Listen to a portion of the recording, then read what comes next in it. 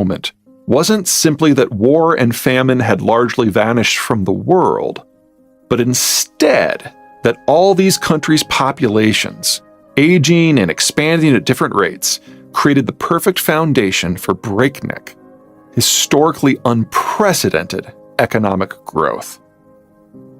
Between roughly 1980 and 2015, all the world's internationally wired systems fell into one of two broad buckets. In bucket number one were those countries relatively early in their demographic transitions. Mortality was rapidly falling and lifespans were rapidly expanding, but the drop in birth rates had not yet led to catastrophic reductions in the number of young workers. These countries were ravenous, and not just for food. Most of the spending a person does occurs between the ages of 15 and 45. That's the life window when people are buying cars and homes and raising children and seeking higher education. Such consumption-led activity is what drives an economy forward, and this bucket of countries had consumption to spare. The countries in bucket number two were further along. Mortality was still falling, and lifespans were still expanding, but the pace had slowed. After all, these countries had generally begun their industrialization a few decades earlier.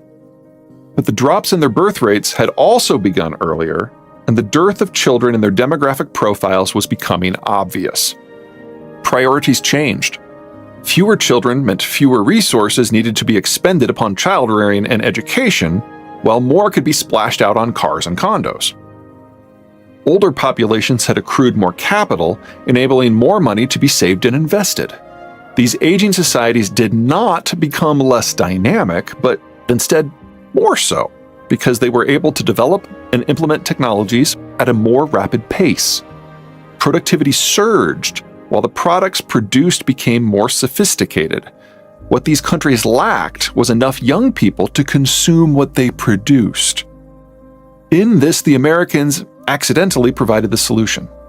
Not only was a central tenet of the order that the American market would be open to all, but also the Americans' security commitment to holding up the world's collective civilizational ceiling meant that these older demographics, these export-led economies, could access consumer markets the world over.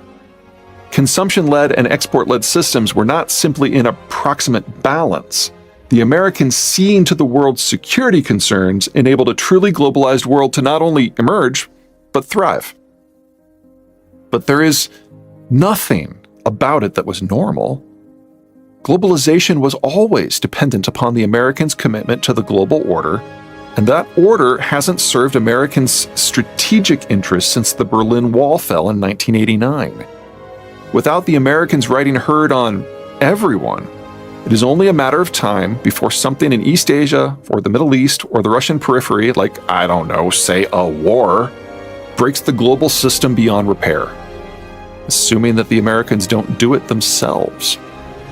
But even if the Americans choose to continue holding up the world's collective civilizational ceiling, there is nothing about the heyday of globalization that is sustainable. The halcyon days of 1980 to 2015 are over. The collapse in birth rates that began across the developed world in the 1960s and across the developing world in the 1990s now has decades of steam behind it.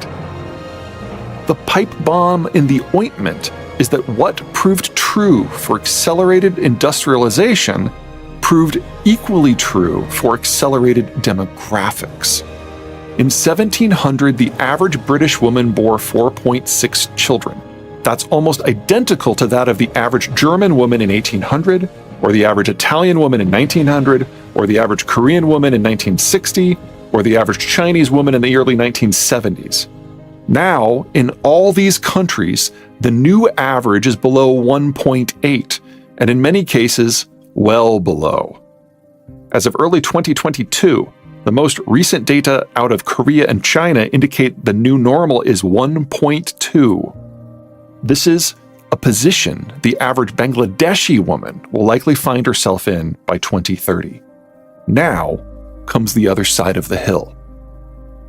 A central factor In every growth story that accompanies industrialization is that much of the economic growth comes from a swelling population. What most people miss is that there's another step in the industrialization come urbanization process. Lower mortality increases the population to such a degree that it overwhelms any impact from a decline in birth rates, but only for a few decades. Eventually, gains in longevity max out, leaving a country a greater population, but with few children. Yesterday's few children leads to today's few young workers, leads to tomorrow's few mature workers. And now, at long last, tomorrow has arrived. In the 2020s, birth rates are no longer simply dropping. They have been so low for so long that even the countries with the younger age structures are now running low on young adults, the demographic that produces the children. As the already smaller 20-something and 30-something cadres age into their 30s and 40s, birth rates will not simply continue their long decline, they will collapse. And once a country has more older folks than children, the next horrible step is utterly unavoidable: a population crash. And because any country that begins this process is one that has already run out of young adults, these countries will never recover, barring a breakthrough in low-cost mass cloning technologies. Even worse, just as the entire transformation from rural to urban has proceeded ever faster since the British started us all down this road, so too does the demographic transformation from lots of children to lots of retirees. The faster the transformation and growth on the front end, the faster the population collapse on the back end.